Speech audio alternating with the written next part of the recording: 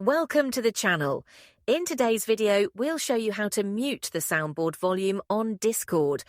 If you find this video helpful, don't forget to subscribe for more tech tips and tutorials. Let's dive in. First, open the Discord app on your device. Once you're inside the app, head to the bottom right corner of the screen and tap on your profile icon to access your profile page. Now that you're in the profile menu, look for the settings icon in the top right corner. It looks like a small gear. Go ahead and tap on it to enter the settings menu. In the settings menu, scroll down until you see the voice option. Tap on it to move to the voice settings. Inside the voice menu, you'll find the soundboard volume option.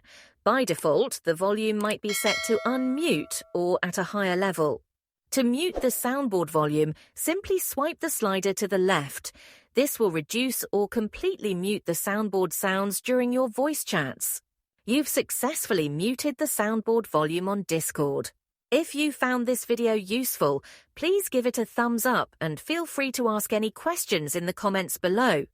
Don't forget to subscribe for more helpful tutorials.